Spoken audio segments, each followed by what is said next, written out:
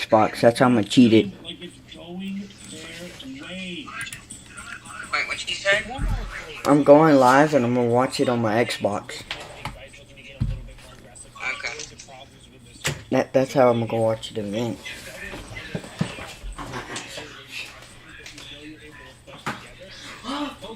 Eventually, somebody is going to pass. There are good fighters. This is the best of the best. They've had to fight for 4 weeks to even get to this level. So they know they're able to execute in some manner, and Ordek shows it off there. They're able to win the off-spawn fight, pick up 3 eliminations, and because they're in Slurpee, they should be able to get right back up to that 200 effective HP threshold, no problem.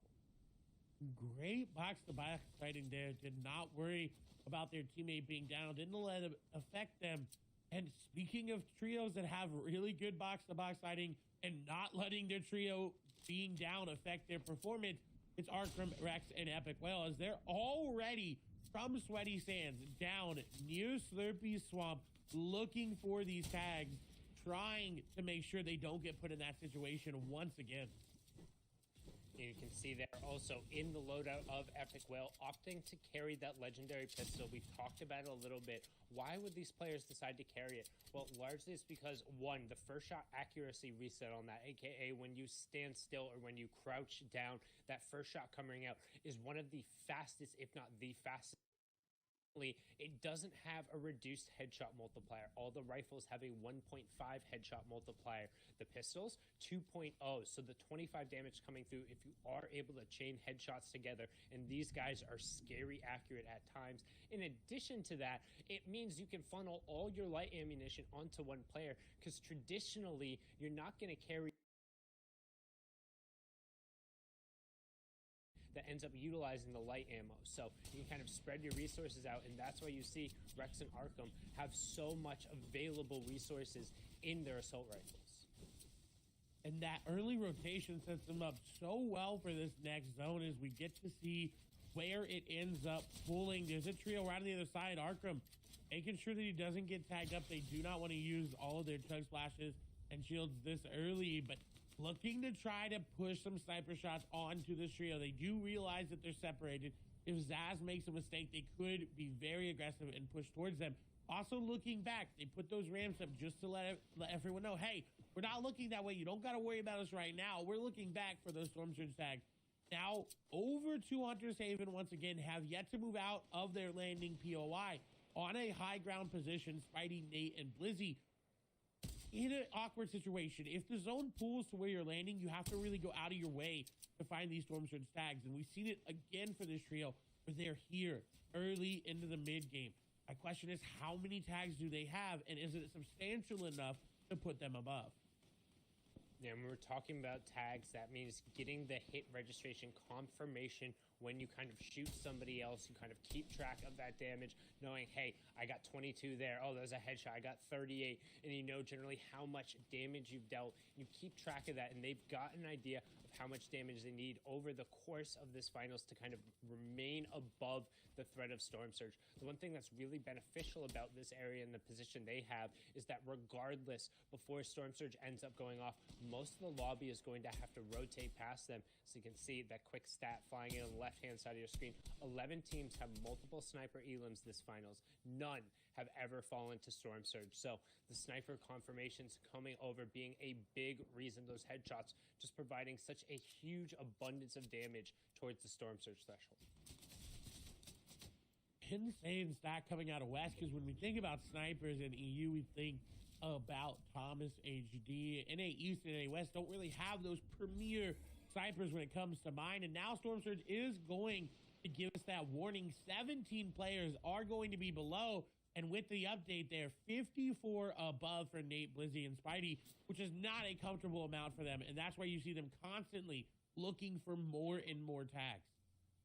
Yeah, that number's just going to shrink until they are able to find somebody, but teams are going to be forced to rotate through, and again, because of the change in verticality here, you can't really push up this hill, so they have a decent amount of sight lines on those who are going to be rotating around, but they are going to have to expose themselves and want to avoid taking any excess damage.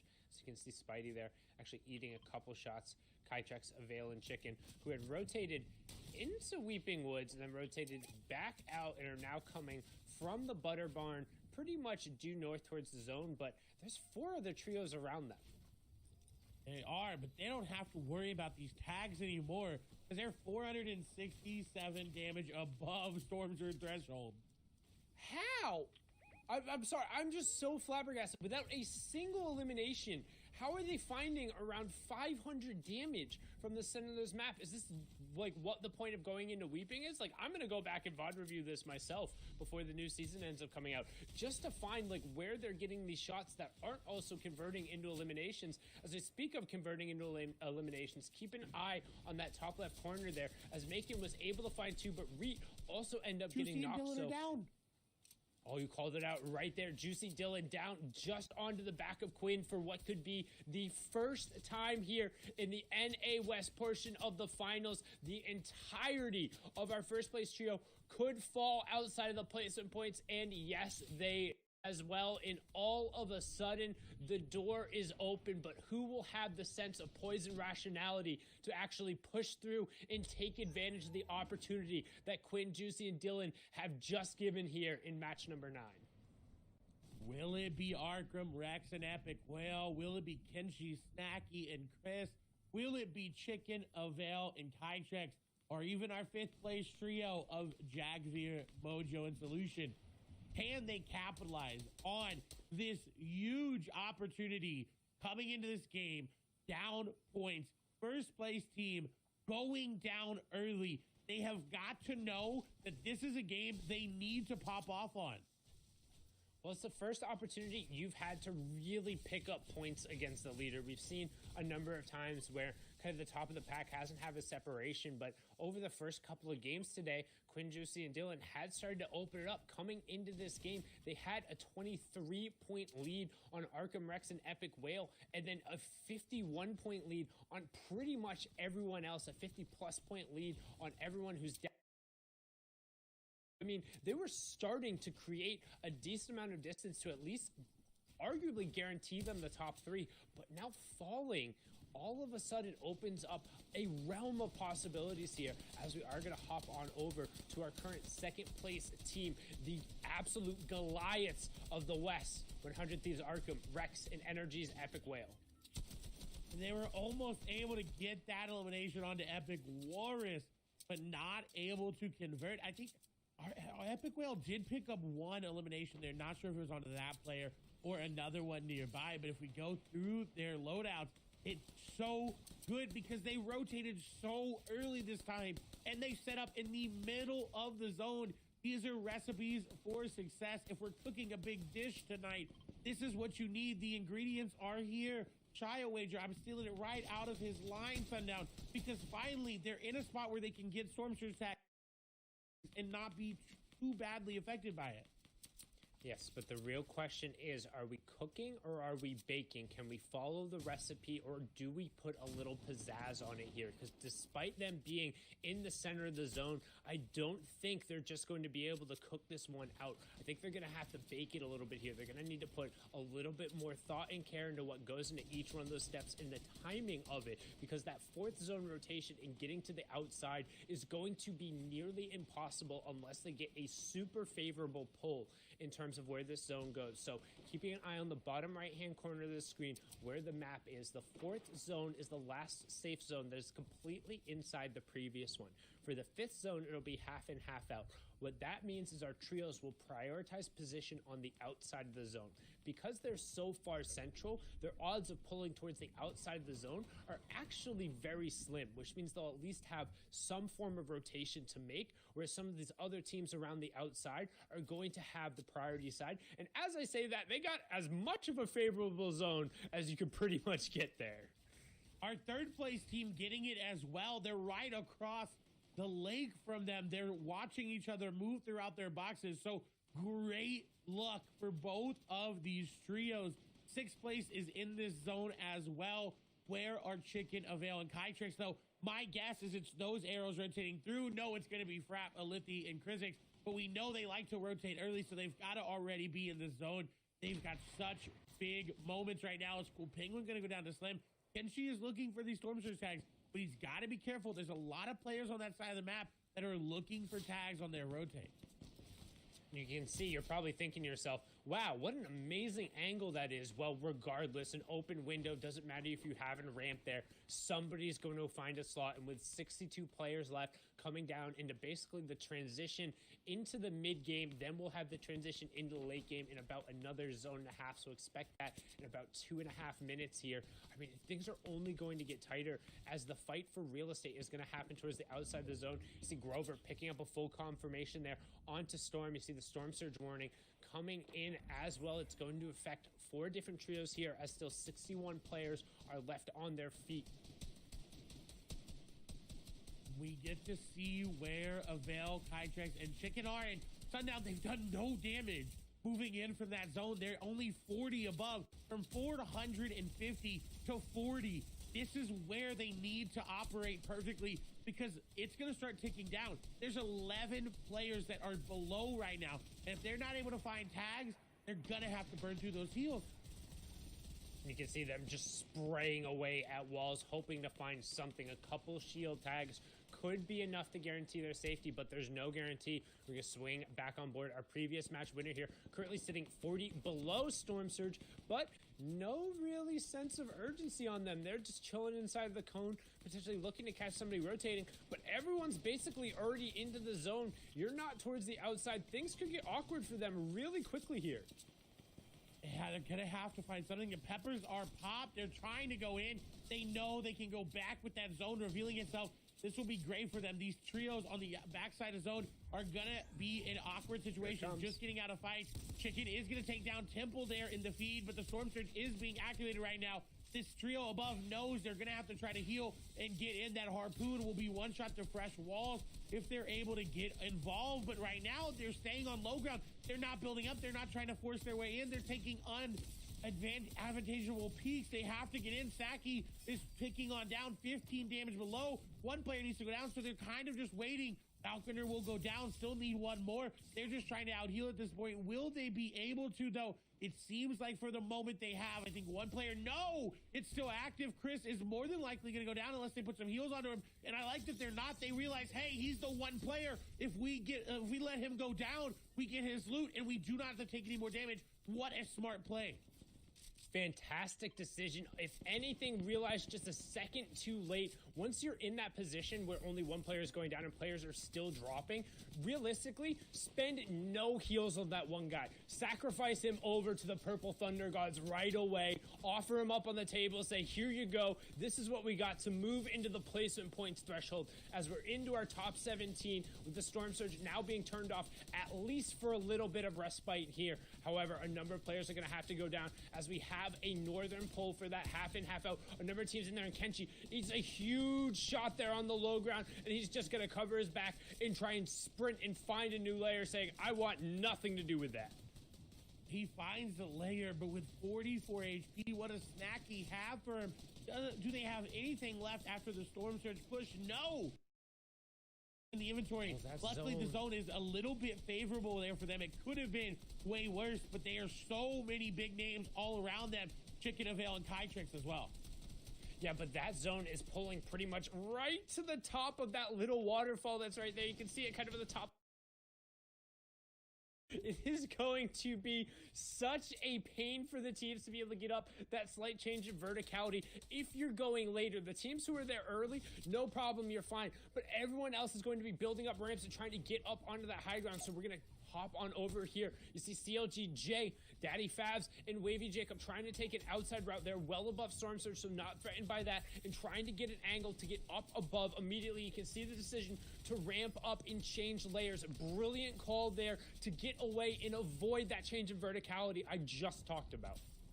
They're a low ground dominant team playing that mid ground very well. And speaking of a mid ground team that could make an impact on high ground later, Kytrex, Chicken, and Avail, they are together. They are still below Surge, though that is going to be detrimental. Once again, Kytrex rocking the no shotgun, and shotgun in his inventory is rocking that SMG. Everyone going down around him. His teammate gonna go down. He's gonna go down as well. Avail and Chicken trying to make something happen. Chicken now gonna go down, all up to Avail.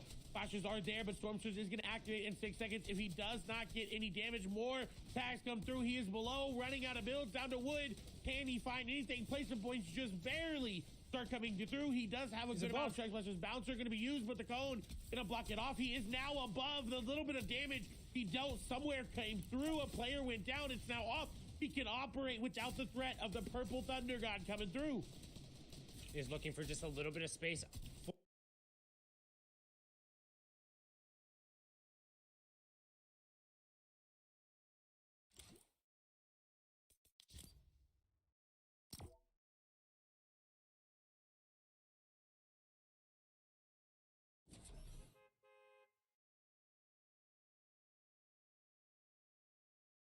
Not quite gonna have it. Finds one tag. Can he find the second? Not gonna get it, and he goes down 8th place though. Good effort from Avail.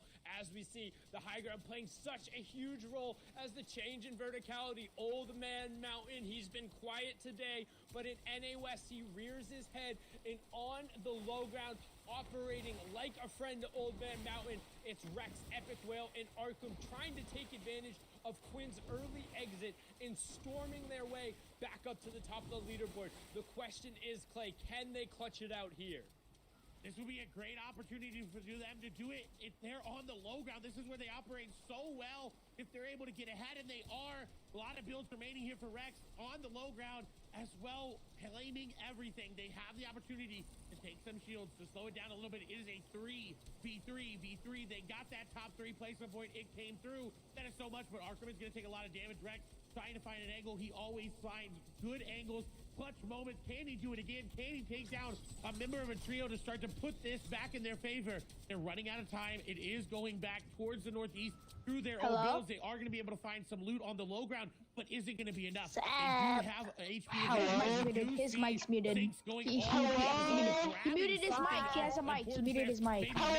Something, but Rex now on your screen trying to get up. Everyone going to take down Dex, but he's going to get traded out by Notch. Rex trying to get on through. Arkham going down very low. Rex is in the box, but he doesn't have the damage. His teammates are going down. He's got the HP, but he doesn't have enough of it. He takes down one, but it was not enough. FJ trying to get into zone. Does he have the heals? Does he have chug splashes, floppers? I don't think he does. He is all the way back there on that clock. I do not think he's going to be able to clutch it up. He's not, but symmetrical Zinks and Dog, a 4 elimination victory royale. When we talk about Old Man Mountain claiming his toll, what we mean there in those moving zones, the change of verticalities when you're low on mats, when there's so many other pre-built mats, high ground is king because it allows you passage through Old Man Mountain's way, and instead the zone taking so many of those trios over. But Kelly's prediction, finally rearing their head and picking up a victory royale there in match number 9.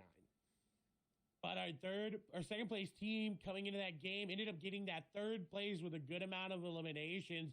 There's definitely going to be some shakeups on the leaderboard, and we need Kelly, Shy, and Zeke to really tell us what's happening elsewhere on the leaderboard. Guys, so much. We're getting ready here. 3rd game is complete. And as they mentioned, Kelly, it was your trio that shows up in a massive way. But of course, only the standings will tell the full picture. And we'll do that in just a second. There's a couple things that we want to talk about before we do into that. Chow? What are you looking at those shirts for? Oh, I'm just checking sure and making sure my drip looks good for the FNCS finals. The same thing with a few of these teams, Shio, so I think it's time to do a drip check. Say, okay, let's see if they is bugging or if they is valid and how they played in game number 1 of both days and game number 2 of both days. Some select teams is Juicy, Quinn, and Dylan first on the play. First and foremost, this team right here, they have that one good-looking outfit, and they wear it to every party. We saw in game number 1 and day 1, they went down in 6th place with 6 eliminations, fighting on the low ground. And guess what? They did it again in game number 2. 6th place, 6 eliminations, and even more impressive is that it was a duo run both times. Dylan and Juicy pulling their weight for the competition right here, and they did a good job. So I'm going to say drip check is passed. Yeah, I mean, they both wore the same clothes both times. If the drip ain't changing and it's looking good, just don't change it. Keep wearing the same clothes. It's nice, but yeah, 6th place, 6 elims, looking good. That could mean 100% that they have a big ride up all the way in this day as well. Clap back after that last game and hold first place if these patterns continue. For this team though, Favs, Wavy, Jay, on day number 1, it looked kind of off, right? We were joining in with them. Their second game, 23rd place in total, 5 elims overall. The drip didn't look too good, but as we moved over to the second day, man, these guys had new accessories. Their clothes were shining. They ended 9th place with 4 eliminations, really popped off in the end game, looked so good. That is what you need to see a drip upgrade. Yeah, there it's actually a 5th place finish with 10 eliminations, so definitely feeling that right now. But now we're going to look at the opposite side of the story. They had 2 victory royales in day number 1, but day number 2, it seems to be a bit of a different story. It's game number 2 right here, and they went down in 15th place. You can see that it's just Kytrex here, and this is actually day number 1. They got that victory royale, but here we are now moving to day number 2, going up against Chicken and Ralphnar here. Yeah, over here, they kind of fell a little bit short on their games. Kind of like, you know, they spilled sauce on their shirts, or maybe a little bit of mono spaghetti on the drip. But we saw Avail at the end there in that last game. He was not nervous. He was ready. He attacked that end game, got them big placement, and it's worth it because now they might rise in those leaderboards with Quinn going down early in that game. I'm okay. I'm okay. I'm focusing. Okay, let's take a look at the standings here. To see how things are going after game number 3. The question becomes, did they overtake them? Ooh. The answer, yes. The shark that I've been talking about, they have finally found their opportunity. They've attacked? I don't know. But now they lead by 3 points. That moment, see, this is kind of what we talk about, Fortnite fam. In these games where these top trios fall early, that gives way for other trios to move up the standings, and that's what we see out of Arkham Rex and Epic Whale. The operating word is chomp. They chomped all the way towards the top, but other people were still kind of swimming over. Kelly, Symmetrical now in 7th place. Yeah, love to see it. That's how much a victory royale with good eliminations. In fact, they only actually had 4 eliminations in that victory royale, but that VR 30 points jumps them up to 136 points total now. But now taking a quick look at our 3rd page there, Krizix, Alithian, Frappi, even with that great victory royale that we saw yesterday, starting to drop down even more. Yeah, I mean, you know, some teams do have to, you know, fall down a little bit if these top teams want to keep moving up and up and up in the rankings. Question is, who are these other teams still looking for a pedestal past here in this page? This might be the final game for them to level up. Caleb, Knock. We also have Falconer all the way there in 20th place. Possibly this is going to be their last moment to really get into those triple digits and have a chance at that 1st place prize.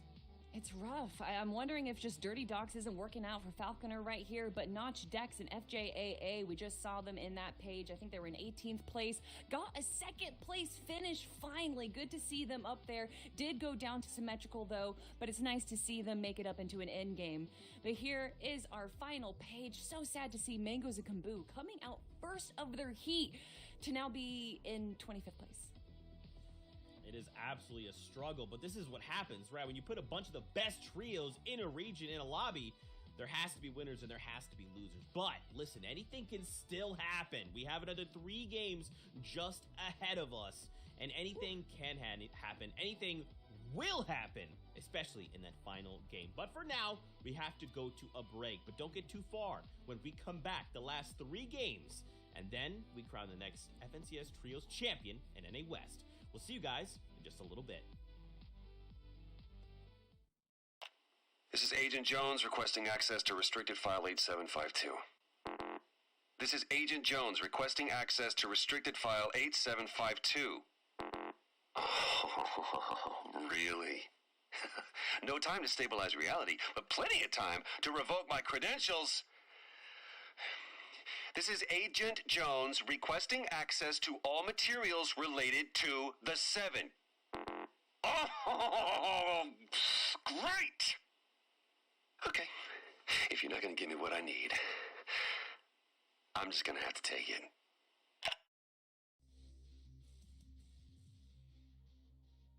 Welcome to the Reboot Rundown. If you missed it, there was a special reboot round which included all the best teams that couldn't make it past the semifinals. Everyone had one more chance. Only the team with the victory royale in the single match could make it to the finals of this FNCS. With these types of stakes, we saw the craziest action and display of dominance throughout every region.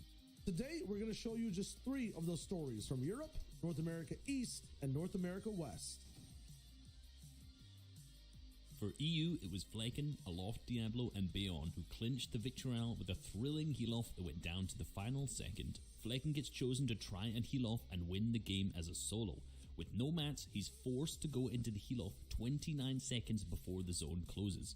The medkits can't be used here because he's already in zone and the other team has a huge advantage on time. So he needs to do something and make a play to win the game. Dropping to low ground, he finds the most crucial elimination, netting him 50 extra HP from Siphon, 2 floppers and cabbages. Enough to make up the time difference and win him the reboot round. You could feel the hype in this final moment. An opportunity here.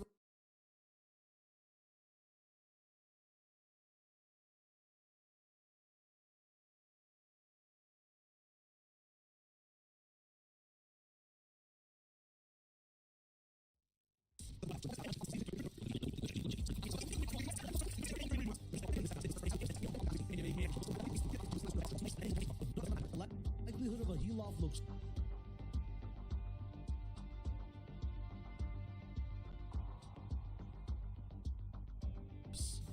This was one of the most legendary comebacks of one of the greatest teams to touch competitive Fortnite. Dubs is in shambles. Mega's back in Storm. He finds more meds though. He gets more splashes. He gets more floppers. Is this enough? He can pull off the double med kit. RPG They was a RPGs them. They take down Dubs, but they don't take down Mega. He's deep in Storm. Stretch is setting up. He's looking. He's got the meds, but he's also got the eyes in the sky. Who has more meds? Stretch or Mega? Mega went out deep. He went in early. He's pushing back in. He knows he doesn't have it. He can't get the med kit off. That's it. As long as Stretch heals this, Zayt, Saf, and Stretch will be going through to the grand final. Wow. Stretch holds on to his history.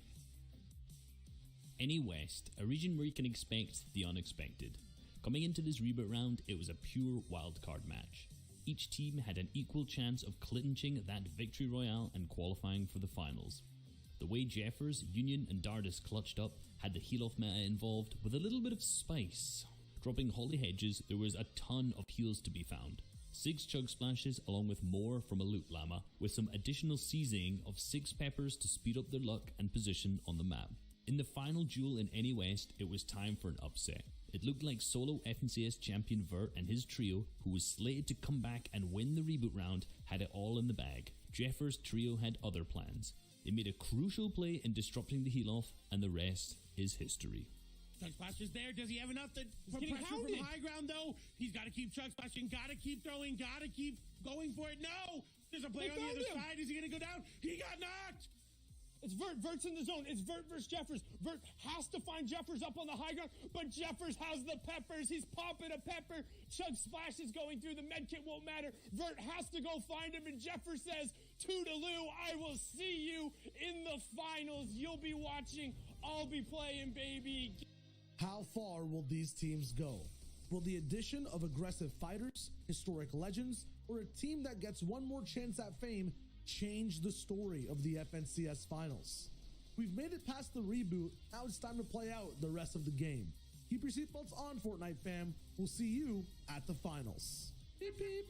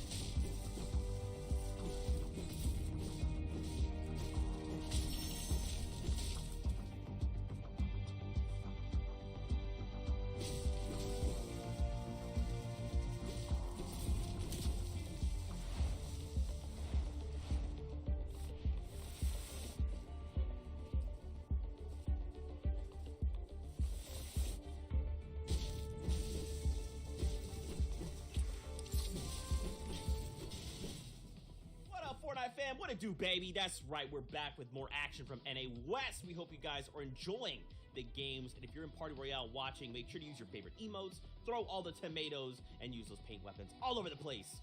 Now, we're getting ready to jump into the next game. Don't forget, we only have another 3 games before we crown the next FNCS Trios champion out of NA West. So stick around, watch the games, use your emotes, tweet at all of us, and of course, enjoy these remaining 3 games. We're kicking it over to the battle bus. It's actually gonna be Shia Wager and Clay that are taking us into this next game. Over to you. That's right. I'm stealing Shia Wager away from the analyst desk for 1 game. He's coming in. He boarded the battle bus this time around, and he is going to be here to call all the action with me. My name's Clay Sailing Cam, taking care of some stuff right in the background, right? You know, it's a long day. He got some stuff. Symmetrical had some stuff in that last game, picking up a great victory royale. Yeah, Symmetrical really took care of, honestly, the whole server. They're in good hands.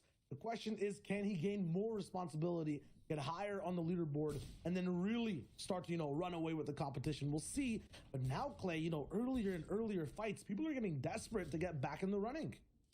And we saw them do this last game, try to get over here very quickly. This time it's going to be even quicker. Little going to go down. 40R will be the one to take him down. Another one goes over. That one going over to Reed.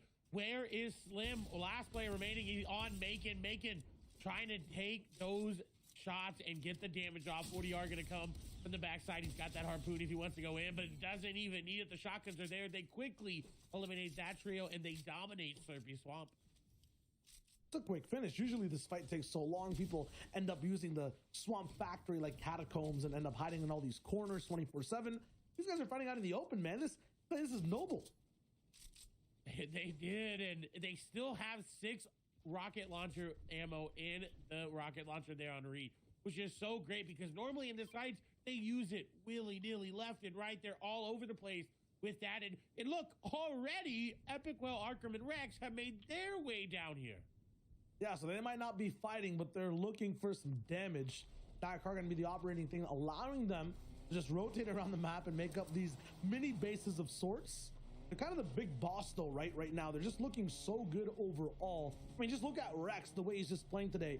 Total damage done, combined with Arkham and Epic Will. Like, hold on. Let me actually take a second to look at this. As much total damage as Arkham and Epic Will combined in the past 2 FNCSs. So I understand now. I understand when I was confused. You don't spell carry C-A-R-R-Y. You spell it like R-E-H-X. Understandable. I have to change the English language. It takes a little bit of, a while for my brain cells to adjust. And while they're adjusting, we see an elimination come through. Kenshi and company are going to take down Dog. And we just saw them get that victory royale, shoot up into 7th place. Kenshi in 5th. So a big fight with big ramifications coming out right now. And this is the same spot we saw Arkham, Rex, and Epic Whale set up last game looking for those tags, because that has been the story of them. Can they find those Storm Surge tags? If they do, they pop off. If they don't, they fall short. That's the name of the game right now. Is just about searching for damage for people who've had off-spawn fights. Reed, Macon, 40R. We saw it happen at Slurpee Swamp. They're on their way to looking good, hopefully raising their rankings and hitting top 5. The stakes are different for every team right now, Clay, right? And this is kind of the most volatile game. This is where you can really change your story before the competition starts to lock in that final game. Nobody's story is completely written here. No books closed, no chapters fully done. Until that last game, Reed and company could do it. They're not that far out. It would be a very, very hard task to 8th place coming into this game. So it is possible, but they need to chain 2 very, very good games on top of this one back to back to back if they want to have a chance of coming in. But again, they can just shoot for top 3 if they're comfortable with that, because top 3 gets that automatic qualification.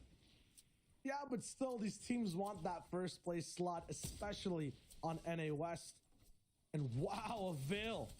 No shot. 552 damage above there, too.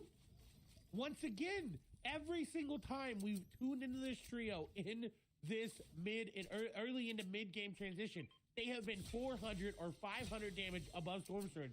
and I have no idea how they're finding it.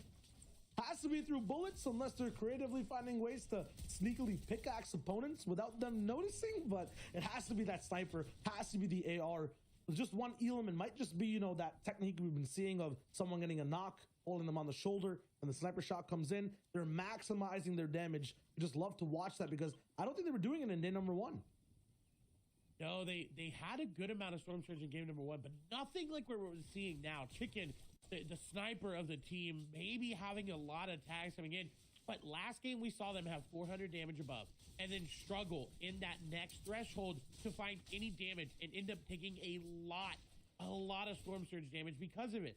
So they cannot be comfortable here, especially moving into 3rd, 4th, and 5th zone. They have to look for tags.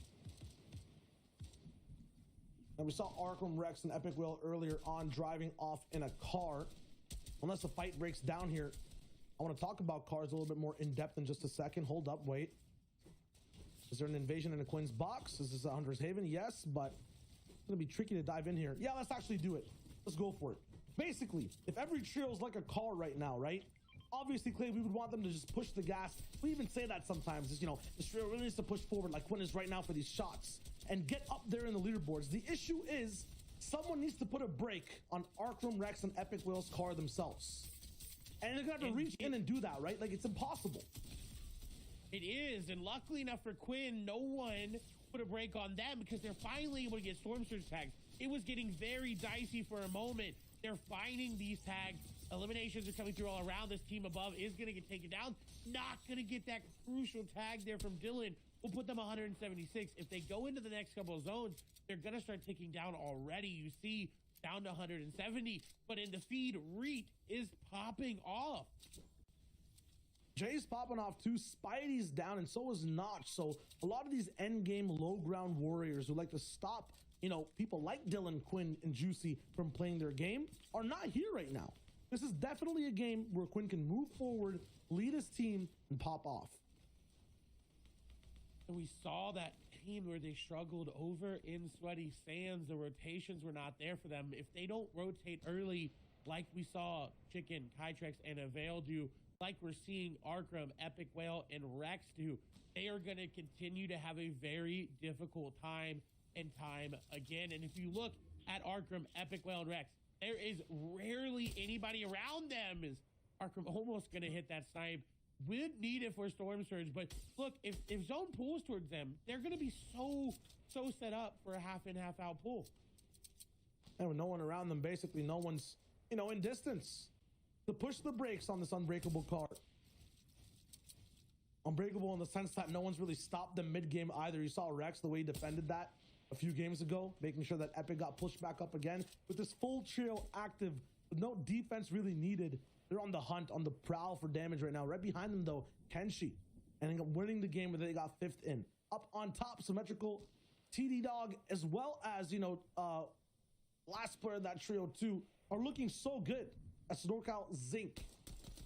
I mean, these guys have momentum now, Clay. That is so big in NA West. And that's what Symmetrical needs. We talked about it in the qualifiers and we talked about it in the semifinals. If they can grab any ounce of momentum, they will start snowballing so quickly. It will be very hard to catch up with them. But the same goes for Arkham, Epic Whale, and Rex. They are doing so well. It is going to be hard to stop them. But a quick stat, Symmetrical has now won a game in every FNCS Trios Finals. That's an insane feat to be able to pull off. Insane feat, but I would still rank it, you know, amongst all the feats at high silver. That gold prize is definitely going to be winning the FNCS. So this man's got the accolades, but he's going for the ultimate prize now with this game. They have position. It's not really entirely in zone, so that's kind of tricky. But Clay, when you're in this spot, you can do a lot of damage before you have to move. Because you see how many players are there to their north. Everyone, that one trio down there, the little yellow arrows to the southeast there as the tags come through. TD Dog not worried about sniper shots, just peeking over and over again. And look who's below him. It's Dylan, Juicy, and Quinn right there, as well as Wavy, Jacob, Fabs, and Jay. And what's important about all these three trios who are side by side is they're playing the format very well, especially in clutch situations. You can see that placement starts getting handed out at 17th. That's where sometimes all their teammates go down. Like, they get to live for 10 more placements usually, dropping down at 7th, 9th, 5th maybe as solos. That is so big, it means no one else can catch up to them with placement. They'll have to go with elims. That is so hard to get on West. For these guys here, especially this trio, they've got that clutch factor. I hope they don't have to use it and they have an organized end game in this one we're watching. They've already kind of used it this game. 6 eliminations coming out of the game on this game, being decisive as we see Rex picking up an elimination. That's 2 points over there if he's able to confirm it onto Dardis. But Reet playing so well. 3 eliminations. 40R playing well. 2 eliminations. Macon able to pick one up as well. So they're operating in tandem, and that is our 4th place team right there. They came down from high ground. So if Reet wants to make a play, wants to go for that rocket launcher push, this is going to have big, big implications on the leaderboard.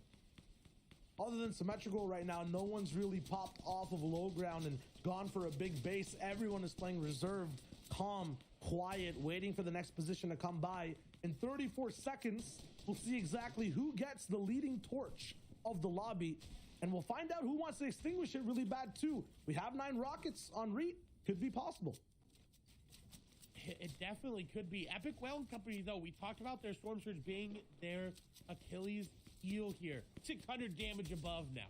It's not an issue at all. So great game for them, putting themselves up in a great spot to pop off in this end game. They just have to this game, not in where they want to be. It is over. From having an Achilles heel to now wielding a spear and having an attitude of basically, I want to shoot every other trio in the lobby. That's 3rd place they knock out on Mojo. But can they find solution? And Jagveer, though, that is a big, big knock there. They got the loot as well. Zone pulls their direction as well. They have everything they need. Solution is there. Seems like Jagveer already ended up going down. And now, all of a sudden, our 2nd place team is out. In the blink of an eye, gone completely. No chance of trying to go for that big comeback. This is the game for Arkham, Rex, and Epic Will to really take it away. And the game that they had the opportunity to do so, they did. They took the lead in. And now, once again, can do it. Arkham, trying to box like a fish, is going to do it. Gets the damage, but quickly decides it is not in his best interest as a 3rd party goes in, just maybe trying to use some of the extra loot there. Already on the rotation, Arkham going in. They've got a path built already for them. Had extra mats on them because of the elimination. They are looking so good, getting ahead of zone, playing their low ground. This is where they operate. This is where they turn online. So overall, everything is good. They're checking all the boxes, but when it gets to that last check mark, can they win the game, or can they at least get to that top 3, which will catapult them so far in the lead? And teams go down this early as well. When the top 17 shows itself in the top 5, or in the 5th zone, excuse me, you know that a lot of trios end up sticking together. They have more room to play as a team. So the top 5 might come really late. Epic Will scooping for it, though he's pushing. Symmetrical, though, goes down in the feed. Symmetrical as well as Jagveer and Solution, they all gone. So 2nd place and 3rd place are out of this game. 7th place, I believe, going down as well. There's a big cushion right now for this trio on your screen to do so well. But 40R, Macon, and Reed are above them. They have the high ground, and when they have the high ground, they operate like nobody else. But still, you have to pay respects to Epic's low ground. You know, him and Rex back-to-back just as a duo can take out a whole lobby. They got Arkham up this time. We're looking at Flare alongside Aggression. This is going to be insane, especially with purple tax on Arkham. The bouncer comes through. They get slightly more central, want to push towards getting an advantage on zone and being on the front side, but instead, they might be shooting for heights. We've seen them do this in the qualifiers. They've done this exact same thing, but it's Reed and company on high ground, so I don't think they're going to go for it just yet. They may have heard that RPG come through, and that is a big sign of, hey, do not go for it quite yet. Arkham going a little bit too far forward, is now getting back together. 40R, Reed, and Macon tarping out over these old builds will be so great for them. They can use their wood now, but no, the high ground is going to be taken. Arkham Epic Whale say, who? 40R, who? Reed, who are you? We are the Kings of West. We want to retain that title, and they take high ground. They knock Reed, and now Macon goes down as well. I mean, 40R could revive just one, but they've definitely taken over height. 9 RPGs, doesn't even matter. They have a boomstick defense system active right now. They're just holding their trophies above their head and denying any explosives from being popped. Right now, Arkham, Rex, and Epic are looking so good, even now still scouring for more shots on low. The 7 zone pops in, the scariest one for height, because this is where a team can overtake, but we know that RPG is not there. The rocket launcher is not going to be shot. What will happen next? Will they retain control, and can they push to make their lead even bigger? Above Surge by a large margin. Don't have to worry about this time around. How many elims can they get? Every placement point is so crucial as well. Again, their second place and third place team coming into this game is out. They have such a big opportunity here. But look, Second Height is playing right next to them. They have to be careful. There's so many low ground teams still operating together as a trio. They're not finding a lot of eliminations, and that could hurt them. Absolutely. Still, though, they're making sure the pressure drops down and they get all that placement. That's the key right now. You want to get those consistent points inside your arsenal and then maybe drop down towards the end. Clay, there's still 26 people alive in this zone. No one's going down.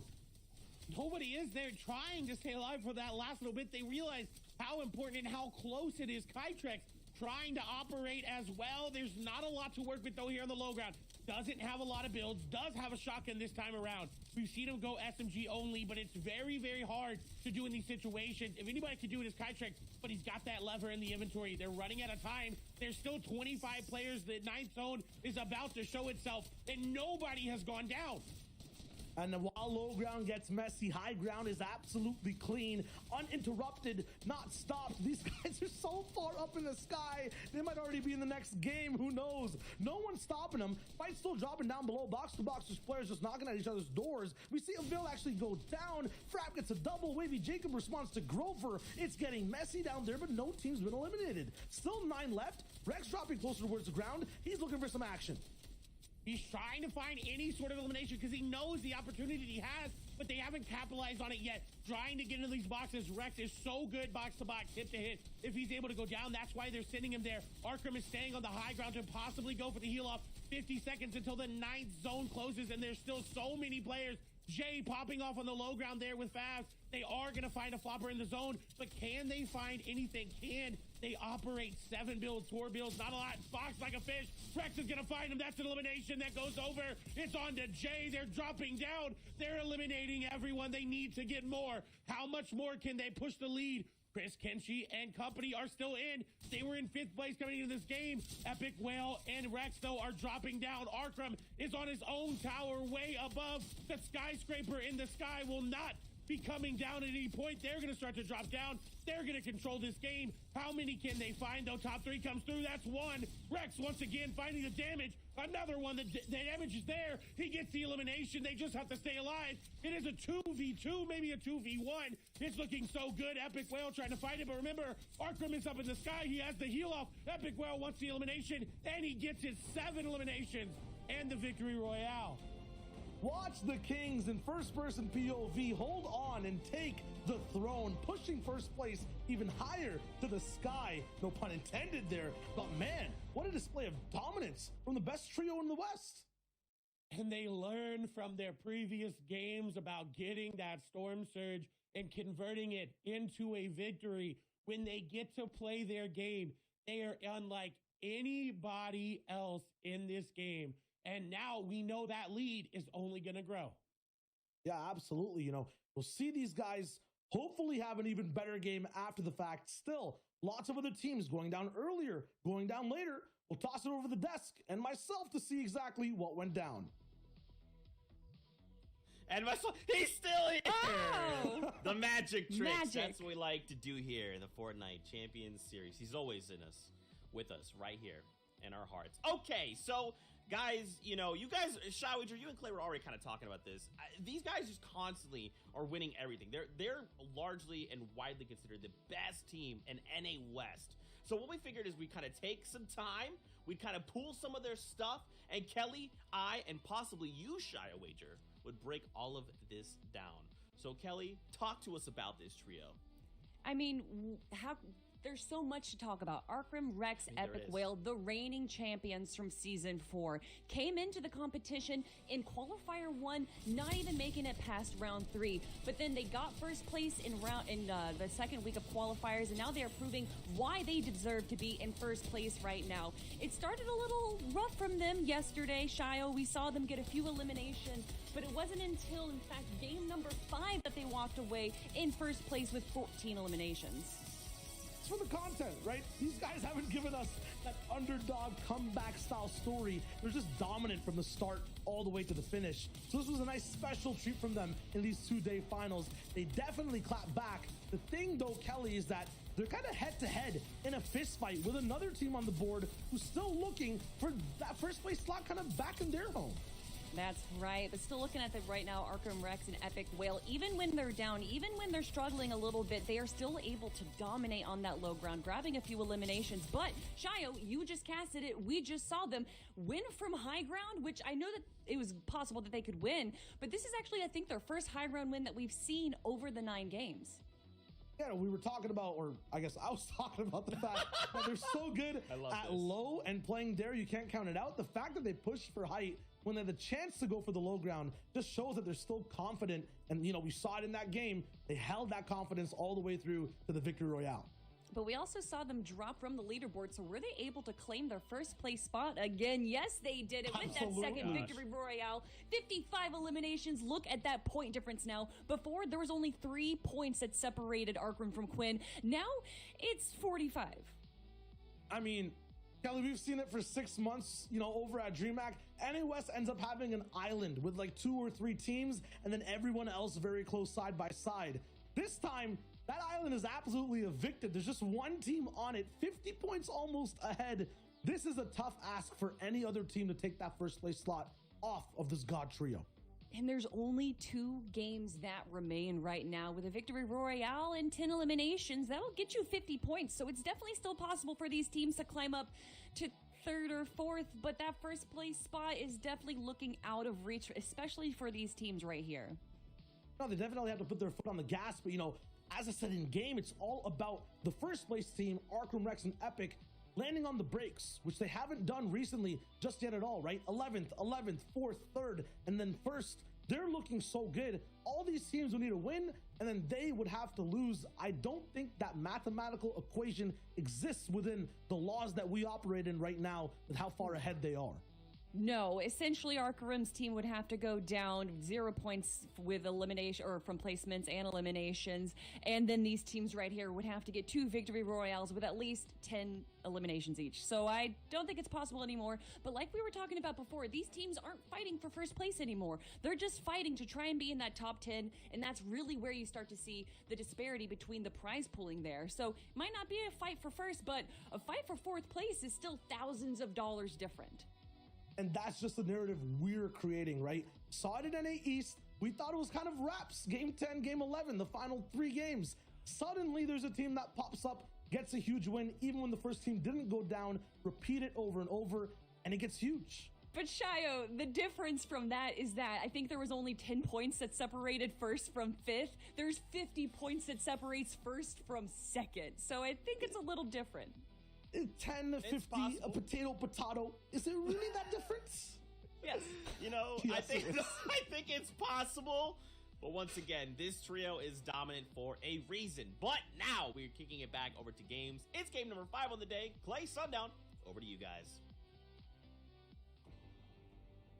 Thank you so much, Zeke, Shio, and Kelly, and potato, tomato. Well, I spot 2 llamas out in the field, and there is 4 llamas within a stone's throw of each other on the Cami split, so you can expect a large injection of mats and utility into at least one team from that eastern side. My name's Sundown, happy to be back. Thank you so much, Shio, for filling in there in the previous match, joined by Clay Stelling to call the final 2 matches here of the Chapter 2 Season 5.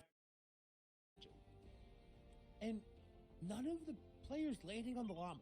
You got to imagine that they saw them there for everything, because that would max them out without having to farm a single build, without having to do anything in the game. If they grabbed 3 of those llamas, they would all essentially be max materials for everyone. So hopefully they're able to find some, but a team that needs no llama and needs very little introduction, Arkham, Epic Whale, and Rex, doing so well after figuring out their Storm Surge strategy coming into these back half of games. They have been dominating. Yeah, and they put together a fantastic string of games, only really having one dud of a game where still they were able to get 2 eliminations, and that was in match number 1 yesterday. Other than that, their worst performance has been an 11th place with 1 elimination. So just been good at consistently picking up points across the board, as well as being in 2nd place in terms of average elims, only giving that over to Fabs, CLGJ, and Wavy Jacob so far. That is an insane amount of consistency for them, and we would expect nothing less than the reigning trio FNCS champions to show up here today, but there is a challenger. Multiple, however, as you see Chicken still in the feed, but the closest one is Dylan, Quinn, and Juicy. They went down very early on in that last game, I believe due to fall damage and an overextension of their build. Definitely going to be able to learn from that and put themselves in a better situation coming into this game, because they do not want to go down that early again, because Epic Whale, Arkham, and Rex will just keep running away. And that's the problem. We talked about it a little bit earlier on the broadcast, but when you're playing for consistency, you're playing to just be making the end games and racking up points. The one game where you don't end up doing that, if you don't necessarily have that monumental high moment or that high capability that we've seen from teams like the Epic Whale, Rex, and Arkham, where they chained together, I think their best performance so far was the 14 elimination first place that we ended up seeing at the end of yesterday. Well, that's a lot of points, and it doesn't matter how consistent you are. When you're able to put up one of those games, or even have the potential of putting up one or more of those games, those consistency-based teams have just that much more pressure on them. And now with a 50 or 45-point lead going in with just the last 2 games, all Arkham, Rex, and Epic Whale have to do is hang on. And they just have to stay in the game. Even if they're able to steal a couple placement points away, that is so hard to overcome. And you know they're going to get at least a couple of eliminations just by the nature of who they are and how they play. Now figuring everything out that they need to do to put together a back-to-back run. We may be seeing it now, but Symmetrical Dog and Zinx are playing really well. In 3rd place, Sundown is out of the game. Out early here. You don't want that happening in match number 11. Only one more game for them. They'll be waiting in lobby to see the results. And don't forget, while first place is starting to look a little bit like a wrap, could potentially call it here after this game, there's still more to be fought for. The next threshold being that top 3, the guaranteed qualification into next season's FNCS final, being able to avoid all of the qualifiers and the semifinals and go straight into that final round.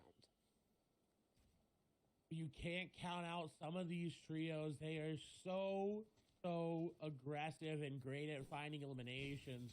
Favs, Wavy Jacob, and Jay here in Misty Meadows, uncontested.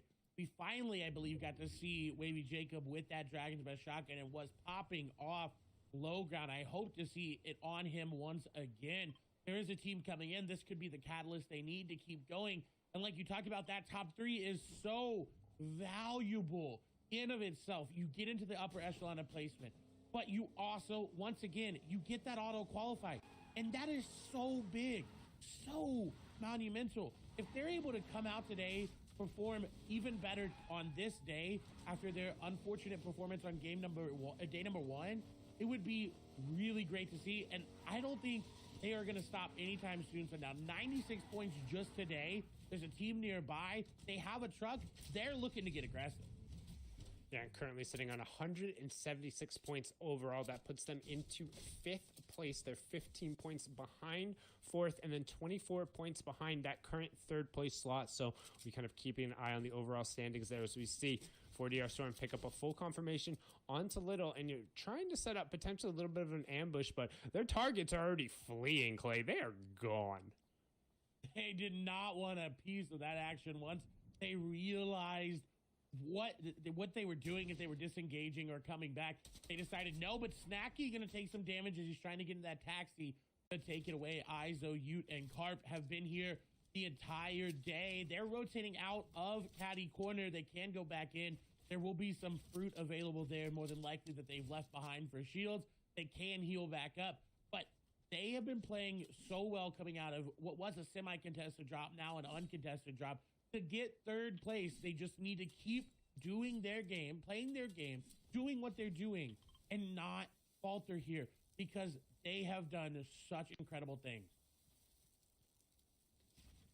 And it's all come down to these final moments. Again, if you are just joining us, we have this match and then one more final match here to wrap up the FNCS Finals in Chapter 2, Season 5, wherever you're watching, whether it's Party Royale on Twitch, YouTube, Twitter, any platform.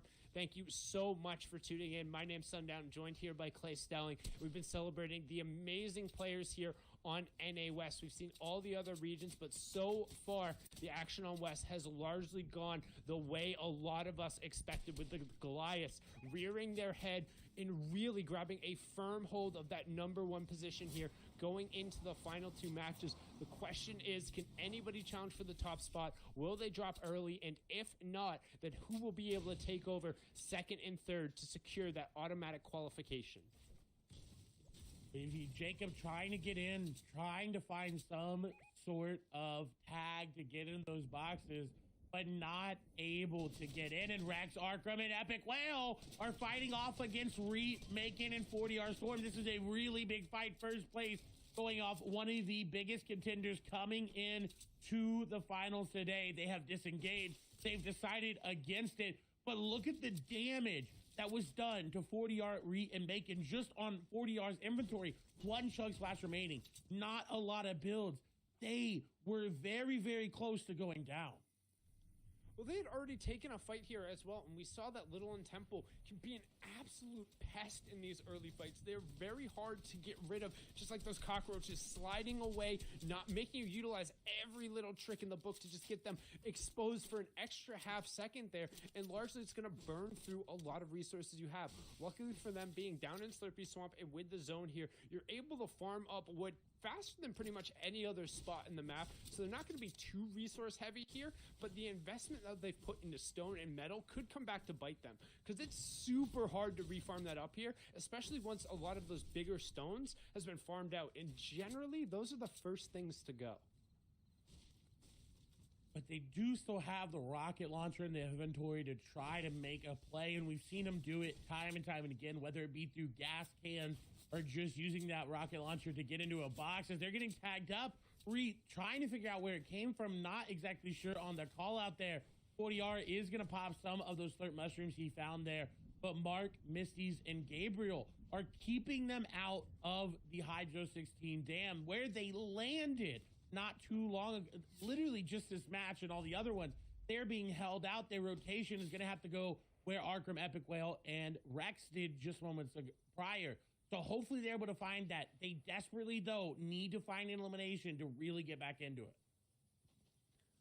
Those eliminations end up coming down to be such a huge difference maker. We've talked about every single point mattering, with so many of these regions coming down to the final moments. Well, NA West might end up being the exception to that rule. However, if there is going to be a change, it's going to come on the back of one of those monstrous elimination games like the ones we've seen dropped previously. We do see Kenshi get in another elimination, that one onto Izo. We saw that back and forth fight come through in Retail Row, now finally able to convert. Again, they are in third place right now. So even though first place might seem unreachable, the difference coming into this game for second to third was only 16 points. That is just a little bit of placement in a couple of eliminations. So even that, the amount of money that is there between those two placements is insane as well. So everything is still up for grabs for a lot of these teams, and you cannot count anybody out right now. Kytrex, Chicken, and Avail, though, I want to see what their Storm Surge numbers are as well, because when Shio popped in, they were 500 damage above once again. Yeah, I'm 100% VOD reviewing these guys, because for landing in the middle of the map, and they don't necessarily, unless we see Chicken pick up a snipe early on, we don't always see them hitting the shot. So again, with one elimination, 577 above is still much higher than average coming out there. So some good positioning and good early tags. I'm going to guess a lot of it has to do with the primary position and getting that stone porta fort kind of built up. But coming over the top of the hill, raining shots right away, but needs to be careful about just posting up in the open there. Fortunately, only takes one body tag to his shield, so not necessarily going to be too worried about it. But this is a very southern zone, Clay. I believe the farthest south so far we've had, at least today, if not across the entirety of the 11 matches so far.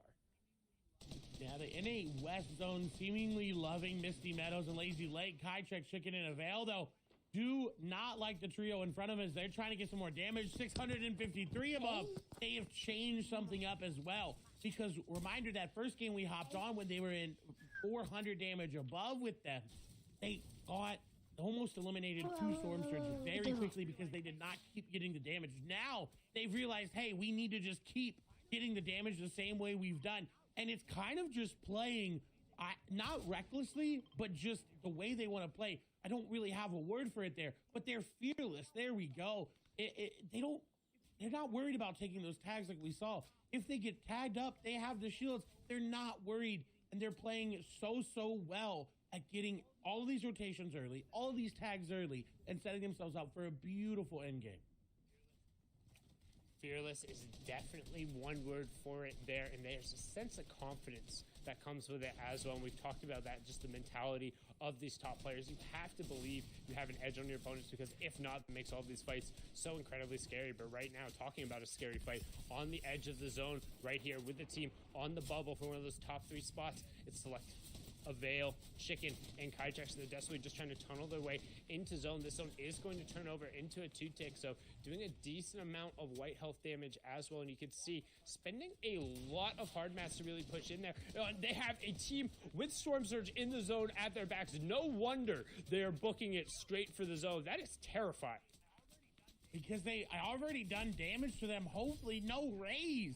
Gonna get that one on a Talta. I believe they're gonna be able to convert onto at least one of them. But we've seen them do this before, where they get ahead of a team that they've already engaged with prior. They take a little bit of zone damage, and just to absolutely dominate them coming in. And you see Zelho now gonna go down to zone, as well as Storm Surge decaying, trying to make it in. But look, Chicken is just going in. They get a knock. There's a player on the other side just waiting there. They gotta be careful. They can't be too greedy, but they're finding Elim after Elim after Elim. They hold them there for the cyber shot. They don't need the Storm Surge. They're so far above, but yet they're making sure. And the team was revealed. Those damage coming through from the other side will find them out. Are they going to be able to find the eliminations? I do not believe so. But they got what they wanted, and they got what they came for. I was about to say, there's another team coming through that storm as well. However, they need to be cognizant of that next rotation. You can see pulling yet again farther south, just a little bit southwest of the caddy corner. Reminder there for the format on the left-hand side of the screen, each elimination being worth 2 points.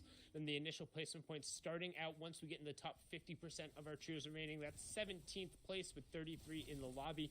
Each trio that drops there will be worth 1 point as shots coming through it. A bunch of AR bullets caught there on the rotation. Not something Avail is going to necessarily be happy about, but we've stressed it over and over again. Top 3 on the overall leaderboard is very important. Top 3 on each individual in-game leaderboard is also important, with 16 points going over the top 3, 6 for third, 5 for second, and then 5 for that victory royale. As you can see, everyone making the rotation, and we hop on boards with the Goliaths for a reason of NA West. It's Rex, Arkham, and Epic Whale.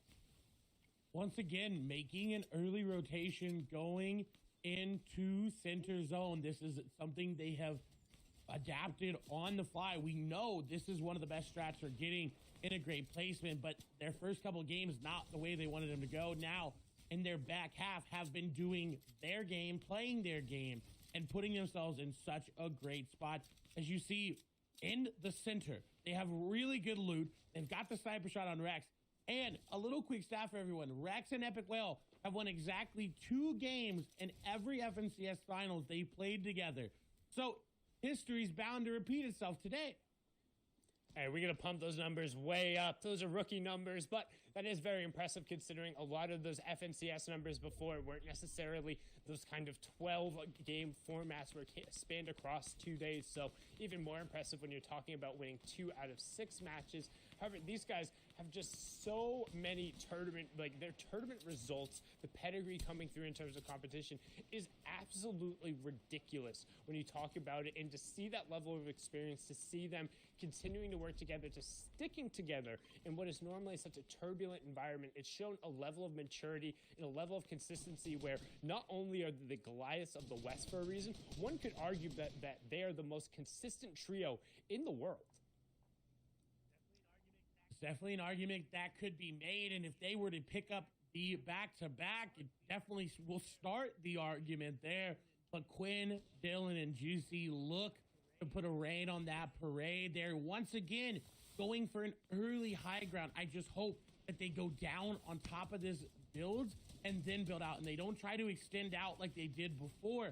And they are going to do it. They get into zone just a little bit. So part of this hill is in, and they will have it. If it pulls back to them, they are set up so well. We saw this happen before. We've seen this mountain zone play out in so many different ways. If you pull this mountain zone, you essentially set yourself up for a top 3. Old Man Mountain potentially rearing his head here yet again. The changes in verticality that happen in this area are mountainous, pun very much so intended. You can just see checking around. You have that deep river 3 coming in on each side, and they're mountain pretty much in each corner. So already Dylan, Quinn, and Juicy set up in a fantastic position if half in, half out pulls their way. If not, things, oh dear. And they're almost below Storm Surge as well, only 51 above. So luckily for them, they can get the res. But no, as I say that, a team is pushing in. They're being very aggressive.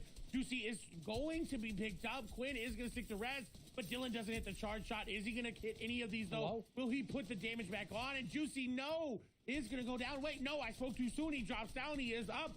Very low HP. Nate, Spidey, and Blizzy, though, they won over here earlier, and they want to do it again. A big knock comes through, but an even bigger res from Quinn.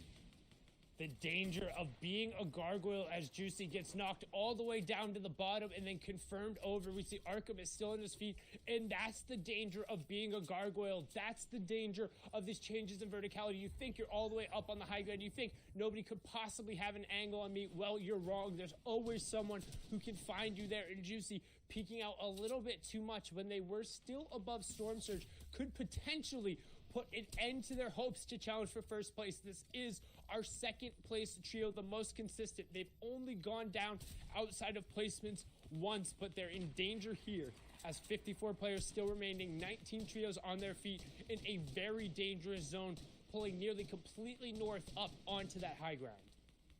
And they have angles on our first place team as well as Reet and company there on the low ground. Kenshi, Snacky, and Chris, though, have been set up here, have not been over peaking. 4 eliminations for them coming into this game. Third place. First, second, third, fourth, and fifth are all still alive in this game. Chicken right there. Going to take down Power. That's going to be another 2 points going over. If they're able to grab any more, it'll be even better. Blizzy getting another elimination. Chicken picks up one as well. So the Elam points are coming through. But Arkham, Epic Whale, and Rex are still in this game, and we're only 1 trio off placement. And as long as they're getting placement points, they'll be content knowing they had a 45-point lead coming into this game, able to pick up a couple tags. I think they have an elimination or 2 as well over onto their backs. Let's hop on board with them. Yes, currently sitting on 1, courtesy of Epic Whale. You can see 105 points so far today, largely based on their last victory royale. You see Arkham doing a fantastic job tarping ahead for them, being at the front of the box. And don't forget as well, Arkham swapped over to be a full controller player for this Epic Disc, going straight in the box and look at those tags back to back to back. Huge 40 tags.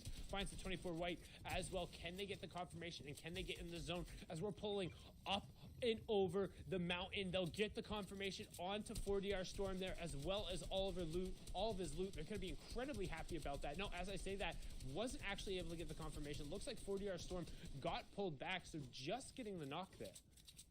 What a big pickup there, but Arkham, Epic Whale, and Rex have a mountain and a half to go through, with Reet being right nearby. Here we go. They are going up. They're moving very, very quickly. They're trying to get up as soon as they can because they cannot get hit by zone. If they do, it's just going to tick them down more and more and more. Arkham leading the charge, 40 builds to his inventory, everyone building ahead of him. The late rotate here is so good because everyone already built for you. And Sundown, they're looking for high ground yet again. We saw them do this last game, and they're looking to take it again. Arkham just going up. He's getting a little peek. He is lurking in the shadows. They see it there, but do they want it? Do they want it enough? He didn't have enough mats. He went and looked, and you saw him start to ramp, and then he double-checked, and he went, I have absolutely no metal and only 10 bricks. So instead, opting to just go for the second height, knowing that any placements they get is just going to help them hold on to their lead. Because again, we're into the placement points here. We've already doled out 5 with 12 trios remaining, and they're still hip to hip on the front side of the zone. You can tell they're low on mats based on how they're playing, but they get in the box, one down and straight on a Jeffers. They pull him back, and then they get all of the loot that goes with it. That's 3 elims for them so far, and this could be their FNCS title secured right here with a game yet to play. They're trying to make it back-to-back victory royales, break the quote-unquote curse or gift of winning exactly 2 games. They say, we want 3, we want the axe, we want all the prizes, and we'll show you that there is no time for David here. Goliath rearing its head on the low ground and trying to go to work.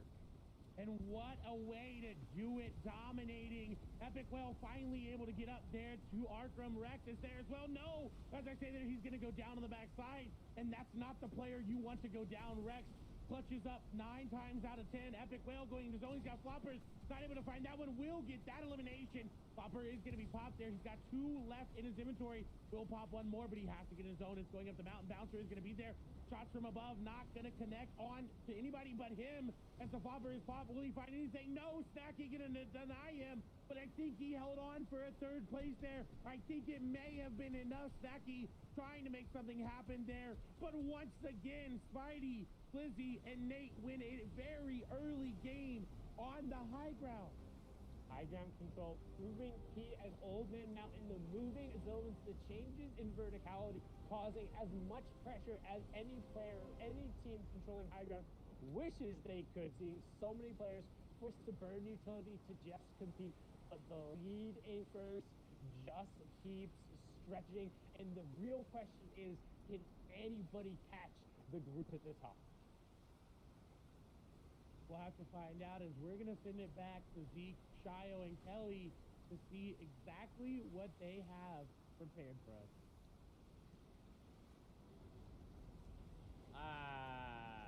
You know, I don't know that I have anything prepared at this point because I feel like these guys at the top, it's not even like, this is not even a competition at this point. They were just waiting. They would kind of like, you know, they begin by like, yeah, no, we'll take it seriously. You know, like, they're that guy in the anime. They're the guy that's so unbelievably strong that destroys things with a 1 punch. And it just happens like this, Shy. It just be like that sometimes. At the same time, they had me in the first half. I'm not going to lie, right? That first day wasn't looking the best in total. They tricked but you. They They got really brought you. it back. And they are the main story coming into these final games. Without a doubt, the main story. I mean, they were the main story coming into the competition overall for North American West, which is why it was such a surprising story to see them do so poorly in the first qualifier, but they are not doing poorly at all right now. Arkham, Rex, and Epic Whale, I think they actually went down in 3rd place in that last game right there. But of course, we just saw them get a victory royale in the 4th game of the day, so they are not slowing down whatsoever. Yeah, they got basically 2 of those just to rack up all their big placements. They've been having single-digit placements as well, back-to-back. Almost in placement all the time. I think just 1 game they had 27th to start off this entire run. But past that, they just look so good. And I know we already focused on them in our last package on the last desk, but there's so much more to talk about on how they play. We just learned that Rex is basically the person who carries the squad with the most damage. The other 2 are just there to clutch up as well. There's such a phenomenal trio. It is absolutely insane, the performance that we're seeing out of them. The fact that it kind of was a repeat where they got 27th place in the first game yesterday, and now they haven't placed below 12, but now our 2nd place team, Dylan, Juicy. Now, no, we're moving on to Kenshi, Snacky, and Chris, who had a rough day 1, but day number 2, they had been playing out of their minds, jumping all the way up to 3rd place, and it's just been going up since then. Yeah, we were talking about, you know, trios that lurk in the shadows. This team was just always there, somewhere in the top 10. They really elevated Speaking about that top 10, though, right? These guys started there in first place. I think it was 3 games. Chicken, Patrick's, and Neville stayed up top. Day 2 is not the same story, though, as day number 1. Hey, but they've been getting better. They started off day 2 in 20th place. Now they've jumped up and had an 8th and 7th place finish. In that last game, they actually walked away with 5 eliminations. So although it is not the performance that we saw in the start of day 1, they are starting to ramp up again, but is it too late? And speaking of ramping up right now, this team moving up into 5th place last game, doing a pretty good job showing why Fabs, Wavy Jacob, and Jay deserve to be a top contender in North American West. I think they realized that they were finally actually playing in this tournament because they were honestly sleeping on that first day overall. Really getting online today, we're finally watching the patterns these guys have when they're, attacking boxes, playing endgame. Maybe it was the name change for Fabs that was needed the whole time, but it's clearly working out for them. Don't encourage I mean, them. yeah. But hey, with the name change, 12 eliminations in a 6th place finish, I can only imagine if they just tweak a few things, find a way to move that end game into the top 3, because that's really what's holding them back from 5th place right now. They have the eliminations, they just need those final placement points. The balancing act, the ultimate tiebreaker, if you will, that a lot of these fields are trying to make up. Now, when we look across the leaderboard, I think what we have to kind of talk about here is first place is looking like a lock coming into the final game. However, second and third place can absolutely make that run. It just requires the first place team, Arkham, Rex, and Epic Whale, to fall extremely early without placements, without eliminations. It is doable, but now we have to look across the rest of the leaderboard. Now we're aiming for 4th place and 5th, right? All these fields are trying to make it up as high as they can, because at the end of the day, placement is on the line here, Shy Wager, and if they can just jump up even just 1 slot, it will make such a difference. Yeah, for Kenshi, they jumped up to that 2nd place slot, right? Juicy holding it down with Quinn and Dylan. They're going to talk about it in the package, but they're so good at just playing multiple angles all around them. It's not just about that, though. You need to do more now. Spidey also elevating to this page. Mojo dropped down. Reet is right there, too. Up near 200 and maybe make that top 3. Yeah, I mean, we've seen 14 elimination games. We've seen victory royales with 9 eliminations. So it's definitely possible. I don't know if any of these teams right here really have a shot at the top 5, honestly. But it's definitely possible. Yeah, all the way near the top. I think it's 223 points. It's kind of the cutoff in the top 4. Then it drops to 181 for Fabs, Wavy Jacob, and Jay. So that's kind of the separator. Over here, though, to jump up to 4th, I mean, an 80-point game might not be possible, but these guys can elevate, break in the top 10. That's where you get more prizing, double the prizing, actually. I think it's a big boost that these guys should be aiming for still. The last game will be no joke for any team on the Fortnite map. Yeah, there's kind of a few stories going on right now where we see 5th through 17th are all pretty close to each other. There's only 80 points that really separates these teams, and that is a lot of teams. And then, obviously, on the top end, it's 2nd through 4th, which is Kinchi's, Quinn's, and Chicken's team. Can they find a crazy game in this final game right here? Get enough points, which is around 50 to 60 points to just even overtake Arkham. But like you said, Arkham has to go down early. And in that situation, I'm looking at the drop spot map right now. We have Notch's team that's near him, Optimal, Mango. So when these rotations happen, they're really not fighting any too big of a threat. They're able to make it into the end game, get great loadouts because they're landing Sweaty Sands, and then no one's able to stop them. Still, if they trip, they almost have Rex save them once. If they trip, they don't become that main story anymore. There's a chance for new narratives to thrive and rise up to the top. Quinn could catch up. Kenshi has a good pedestal as well. These guys just don't need to go down in the early game. That's it. Make it off of early, make it to mid, and make it top 17. That's all this top team needs to do. You're completely right, and I'm glad that you brought up Kenshi, because I feel like we should have been focusing on this team way more. They had an on and off again performance yesterday, but a 3rd place finish and a 2nd place finish and a 1st place finish just today is what shot them up into the leaderboard. 2nd place right now. They just need a victory royale with a few eliminations, or a 2nd or 3rd place finish like we just saw them with a few eliminations as well. This is a tall ask, but anything is possible in the world of Fortnite. This is it. Last game, NA West. Let's do this. And And for one more time in Chapter 2, Season 5, the Battle Bus has loaded here in the FNCS Finals. The players are out. The drop spots will be claimed. And currently, the FNCS Finals is looking a little bit more like the Epic Whale Cup, where everyone else is just playing for second, or in this case, trying to get into that third and automatic qualification spot. My name's Sundown, calling the final game, the last bit of the action here, along with Clay Stellar. And normally we'd see the first place team a little bit worried about being contested off a spawn, but the respect given on the name of Arkham, Epic Whale, and Rex, nobody once again is even near them, but the respect nonetheless needs to go over to Blizzy, Spidey, and Nate, winning 2 games today in similar fashion, dominating both of them. How far can they go in this last game?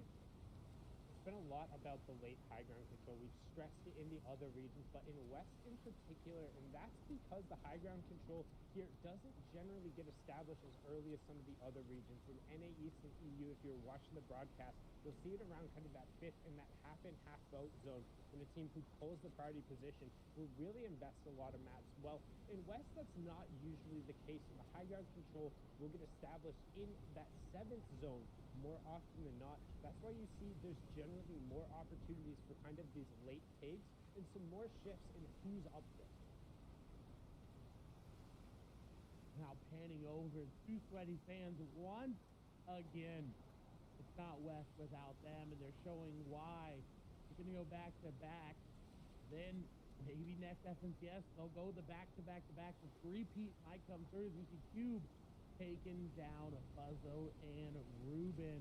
That fight has been happening all day, today and yesterday, over near the Slurpee Swamp area, and once again not going in the favor of Ruben and Co. But again, just for making it here to finals, they win a good portion of the prize pool. So great on them, as everyone else in that trio now gonna fall as well. Rex, Arkham, and Epic Whale, though, they figured out Storm Surge.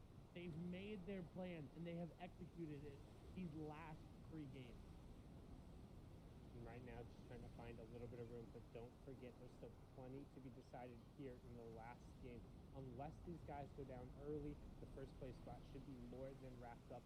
So far, we've already seen the 6th place and the 12th place team go down, so still plenty of room to be had on the middle of that leaderboard. Plenty to be changed up. We'll go back to the World Cup, where TSM Crew at the time ended up going from 66th place to 6th with a 7 elimination victory royale in the final game. Kind of got swept under the rug a little bit by Booga's monumental performance, but that was a huge swing from him there, and all of these teams are capable of pulling it out at the last moment. It's just the question is, what are the stakes on the line, and what are the opportunities, and where does it come from? Now we're going to swing back on board here. What is now our 2nd place team of Kenshi, Snacky, and Chris, who have had a phenomenal day 2 here so far. They have. It's been insane for the performance that they've put up. As Kenshi putting out earlier that he's just built a little bit different, and today showing why, and showing that he is so good at this game. The trio not giving up after their first day, which they had a great performance in. Coming into today saying we want that first place, and one of the few trios that can contend to topple Epic Whale, Arkham, and Rex if they have the most beautiful run through this game. It would take at minimum a victory royale and 8 eliminations, with Epic Whale and his team picking up 0 points in the match, which so far we've yet to see them drop a goose egg, their worst performance being a simple 4.1 all the way back in match number 1. So to say that's unlikely would be a relatively fair assessment of the situation.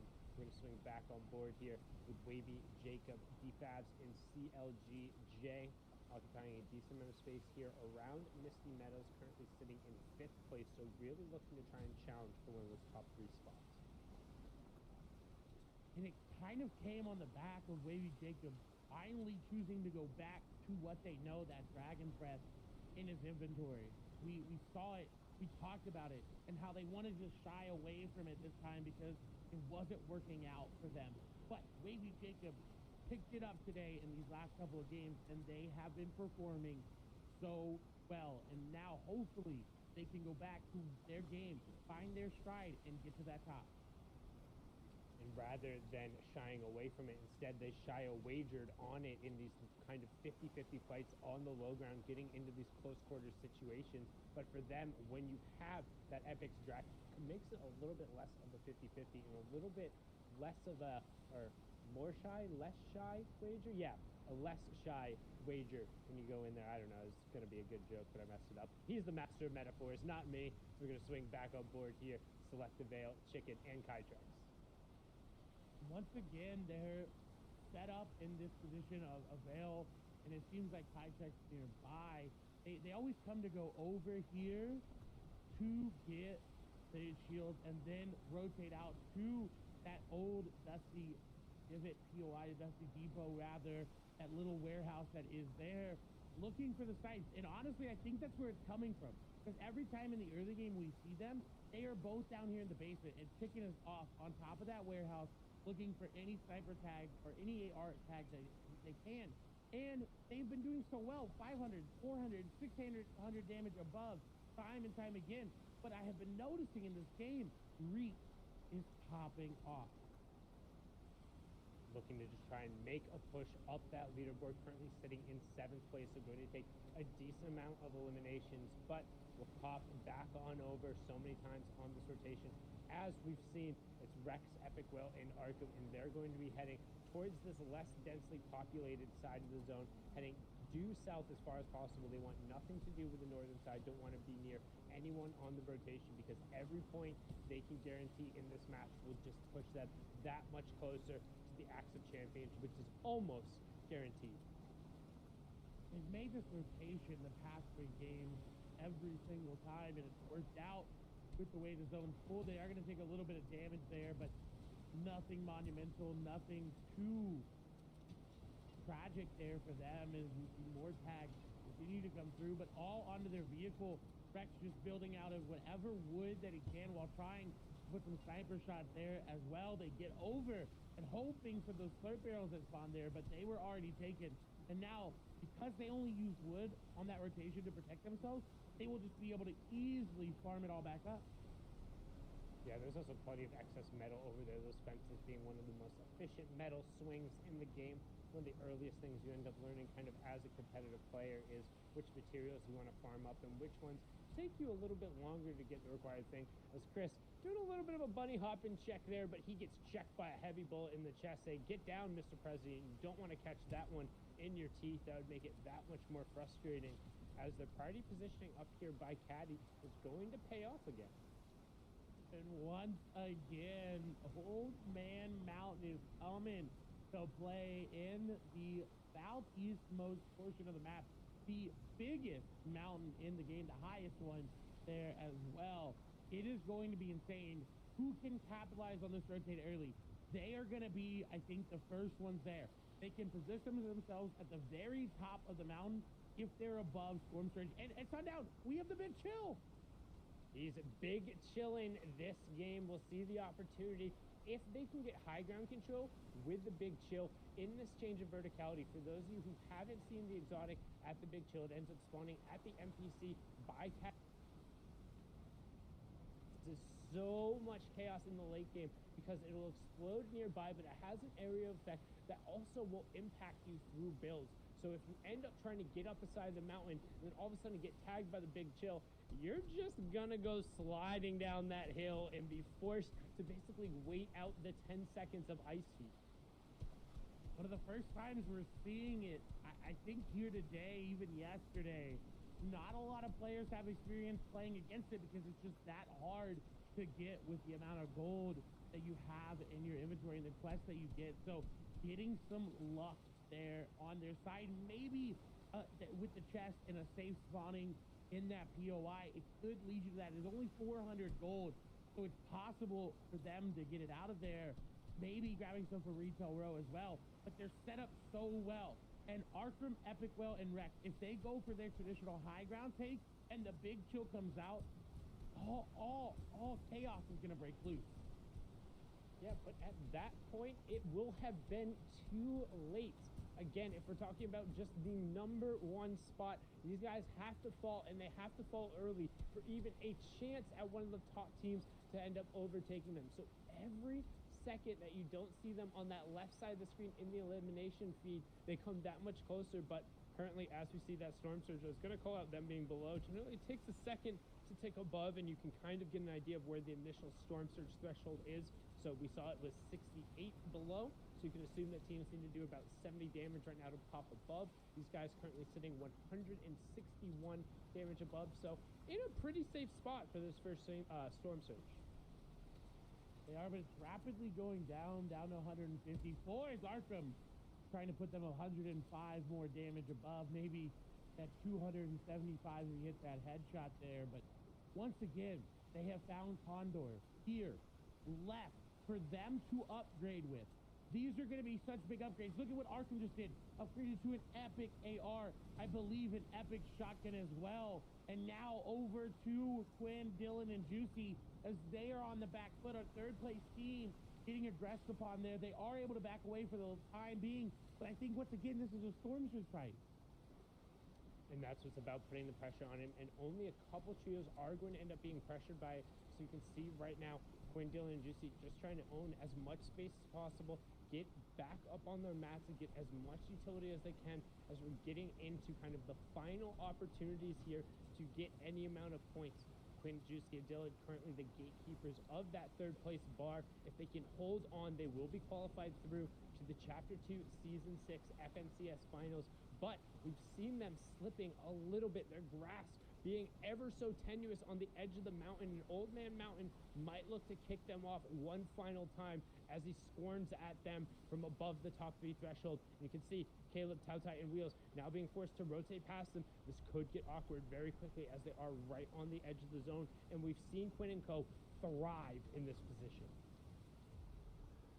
Can they find the tags they need to? Can they drop them down? And as I say that, Caleb's going to take a lot of damage, 193 above, so they can hold out. Dylan takes a lot as well. Rex going to pick up elimination on the other side. Juicy is box to box, playing so well. The damage is going off. He's gotten 100 damage there just with the tags. Looking for more, not going to be able to do so. Needs to make sure that floor does not get taken. Dylan will get healed back up.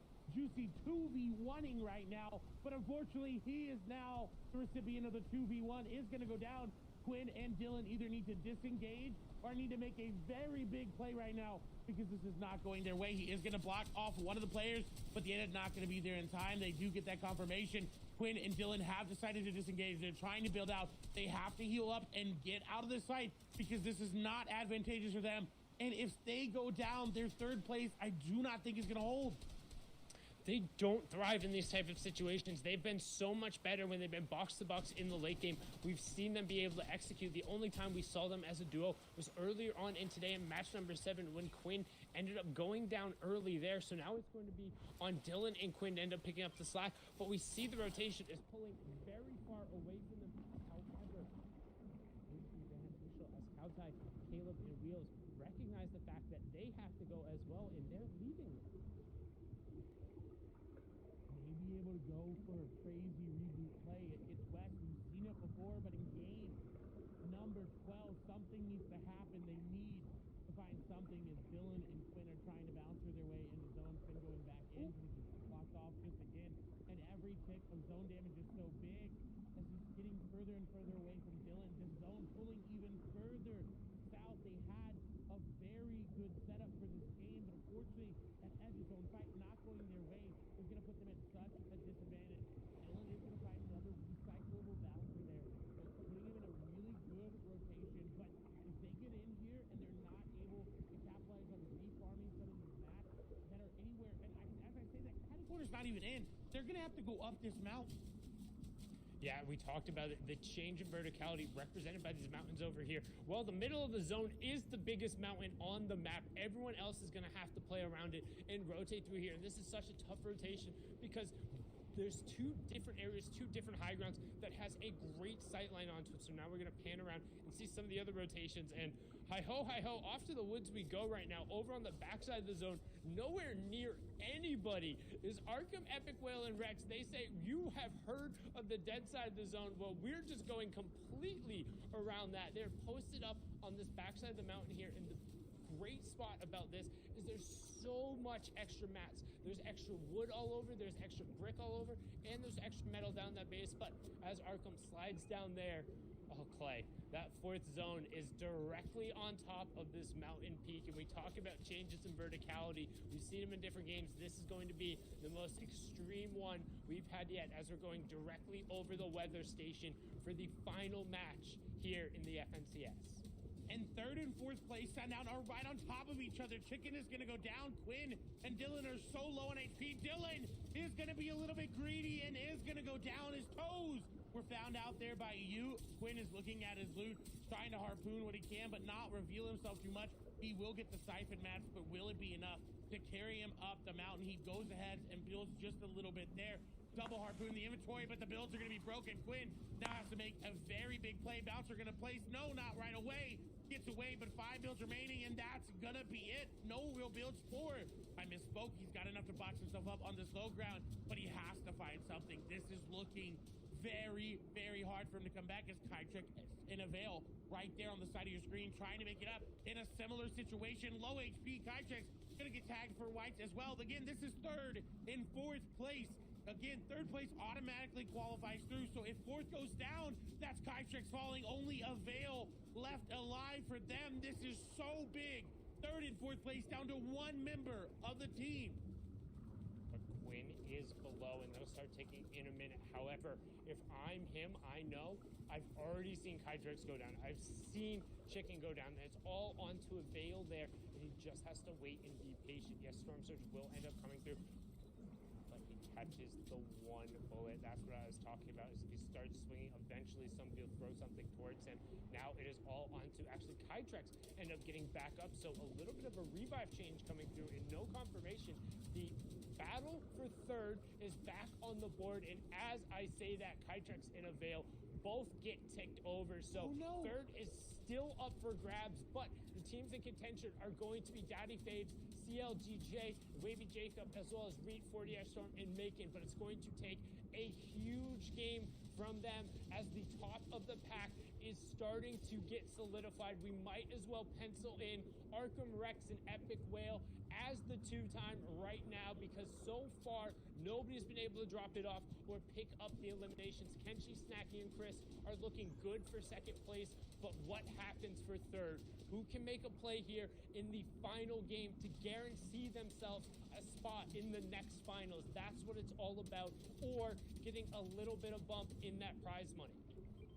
The only way they topple first is if Arkham, Epic Whale, and Rex go down right now, and they're able to get all the placement points away with a good amount of eliminations. But look, fifth place is getting hit by Storm Surge. It could just be a wild, wild west play here from Reed. If they go down, he would need an epic game to secure third, but it wouldn't go over to West in any other way. They are going to be able to heal up for the time being. 109 below. They need to find tags, and they need to do it quickly. 2 players need to go down as Rex is going to pick up an elimination there. They're trying to find anything, trying to find something, but as you can see, they're desperate. They're looking in every direction. They don't have any more heals. They're finally above. Izo going to go down, but how long are they going to stay above one player? Izo needs to be confirmed. If he gets confirmed, it will turn off. And as we pan away, I believe it is going to turn off for the time being. But what a almost interesting play that came out to be. And we're into the placements here in the last match. Get your hype emotes out, spam them in chat wherever you are. Let us hear it, let us see it in Party Royale, because these are the final moments of the Chapter 2 Season 5 FNCS. This is our second place team looking to solidify their spot. They need a bunch of elims or to go hunt down Epic Whale right now to even make a case at the top spot. And in reality, I don't think that's going to happen, as we will see the moving zones. The half in, half out are going to pull. We're directly over Caddy Corner, like the old iceberg finishes. Like, there's so much going on in this circumstance, and the question is, can anybody make a push for that third place spot with first and second effectively being wrapped up? And Rex, Arkham, and Epic Whale are going to find the tarp of Kenji, Snacky, and Chris. If they're able to find them and take them down, what a statement it would be to solidify that. But like you talked about, every point from here on out, every trio going down is so monumental. It is just going to be harder and harder to catch them as Turtle Tavern, Caden, and Falcon are trying to make something happen. Rex is going to get tagged up. Reet is online. He is operating. This is his chance to try to get into that guaranteed qualification spot as Rex and company are below Surge. They have to find damage. Rex does have that Dragon's Breath shotgun. He can go aggressive if they want to. 16 players need to go down in the next 30 seconds before it turns off, and that's more than unlikely. A lot of players have already made the trek upside the zone, and this is not looking that good for everyone on the backside. No, and Reet and Wavy Jacob are just picking up elims in the feed. You can see Rex actually getting dropped all the way down. He thrives down this situation, but only when it's on his terms. Instead, Epic Whale going down. They're taking over the placement points and just trying to hold on. Currently, second place running through, but they're about to go down. This is the only challenger to that top spot, but without the eliminations and being under Storm Surge, it is a matter of time before we crown our NA West champions. You can time it with those purple ticks. There's one. There's another. He can only survive 3. One of his teammates going down, and that will be all she wrote. And just to put a stamp on it as well, Rex is going to knock out Reet with his back against the wall. And as I say that, though, celebrating just a little too early there. Snacky back above Storm Surge now, on board with Rex on the low ground, just soaking in the points for what is a victory lap for the 100 Thieves duo plus NRG player. And what more can he get on this run? Can he find more elimination? You know he wants to. Absolutely dominating. Getting elimination after elimination. Not in the zone. Has to keep going forward. No builds remaining. That's it. He used it. He's still not in zone. It does pull back. He will get a little breath of relief, but he has no mats. He either has to drop down or someone has to drop on top of him, and he is being sprayed down. Shots come through. The Dragon Breath is there. No, the fall damage is there, but we know for sure they have won NA West FNCS once again. The back-to-back comes through, but who can make a play for third? The back-to-back has been secured, and congratulations to Arkham, Rex, and Epic Whale, but we still got a little bit of Fortnite to play. However, it looks like Mountain Climber Simulator here, as everyone just trying to spiral around the outside, hopping on board. OG to Babyface, Amba, and 5G Poppins currently sitting on 7 eliminations, trying to find a little bit of room here to potentially push themselves up the leaderboard and to secure a little bit more money. They found the rocket launcher. That's going to be so big. It's going to be so big and give them an opportunity, especially as the zone is now pulling out in a way. You can see Nate get dropped down, and actually the team is just riding along the side of the mountain saying, well, it's going down a little low ground. We're going to go first, but up on the high ground near Blizzy, trying to make a play almost out of builds, which is going to be forced to go down. We have our top 3 as Frappi goes down. Blizzy will end up being alone, but what can he find with that epic tactical shotgun? We saw the trio on the low ground end up dropping. We have a 3v1 with Blizzy finally getting cut down, and now the final 3v2 with the low ground team looking to drop it off as Old Man Mountain will say his goodbye, but the rocket will then be dropped. Muse trying to drop in, decaying, trying to pick it up. Ambo with 6 eliminations, 10 so far for him and Poppins, but he's in a 3v1. He finds the first one. Can he find the second? All of a sudden, this might be a disgusting clutch to close out the day. Instead, finds one shot, finds the second, but then catches it in the back, decaying, rescuing the final moments away, and they'll secure the victory royale. But at the end of the day, Clay, we had the back-to-back and the tagline from his very own tournament. The trio of NRG, Epic Whale, 100 Thieves, Rex, and Arkham secure the final spot, the final FNCS champion position, the Axe of Champions, and what a way to do it. Whew. Insane. Everyone else truly was playing for second. What an insane slate of games, though. It was close coming into it, but they just got rolling with it, and it was impossible to catch up with them, and that's why they're the best of the West. They're the absolute best in the West, and they proved it, and we want to say thank you so much. That is it from us for the rest of the FNCS. We're going to kick it back over to the desk, but I want to say thank you to production, all of you at home, and especially Zeke, Kelly, and Shio. Y'all have been great. Take us home. Only been as good as you guys can be, and thankfully you guys are unmatched, unrivaled, and incredible. So once again, Fortnite fam, follow Clay, follow Sundown, follow these two incredible champions, and once again, congratulations to the champions. I mean, I'm not surprised, right? This trio is truly the best in the West. The way they execute, we talk a lot about this RNG factor that comes into Battle Royales, and for them, they just squash that completely. It doesn't matter what situation they have, what loadout they have, who's in their way. They always find a way to come out on top, and that is what makes them champions. They are now the back-to-back champions in NA West. Hold the axe of champions high and say, we did not give this away. We will hold it until the next FNCS. The best thing about this is that the first broadcast we have to for NA West coming back now into the year, these guys showed up for it, right? There was a question as to, has their reign ended? It's barely even begun. And wow, they played better than we've ever seen in any other FNCS. We gotta make a special crown or something for these guys, man. They're so dominant in this region. And what a journey that they went on, having issues in the first qualifier, coming back in their heat, getting first place, here, getting first place after day number 1, and then finishing day number 2. Besides game number 1 that we got to see, they never placed below 9th, constantly making it to the end game, constantly making those eliminations. That's why they have 61 eliminations there. But speaking of elims, look at Fabs J and Wavy Jacob jumping up all the way to 5th place after that last game with 64 eliminations. But obviously, shout outs to 2nd place, Kenchi's team. Quinn's team did an incredible job all 2 days, and they're going to be sitting in 3rd. Yeah, they clinched that 3rd spot. It was kind of scary because, you know, with Surge, was that spot kind of, you know, up for grabs for Kytrex? No, in this instance, that'll be the top 3 you'll see once again next season, all the way over to the top 10. We're looking at big clutches all the way towards the end. Reek, 40R, and Macon make that threshold. Krizex is right there beside them too. Those guys have a boost in that prize money.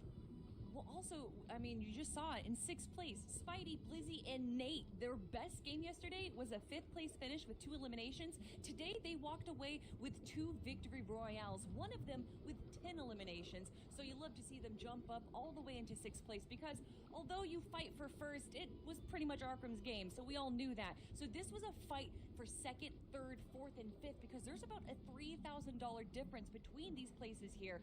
And here we have it, our 3rd place, my pick, Symmetrical's team. Didn't have the best of days, but still love to see them up here. In fact, all of the teams that made it here into our top 33 should be proud of themselves because thousands upon thousands of teams competed over the qualifiers to be in the spot that they're in right now. And everyone here tried their best as well. Also, quick shout out to that 13th place team overall, or somewhere on that, yeah, it was 13th place.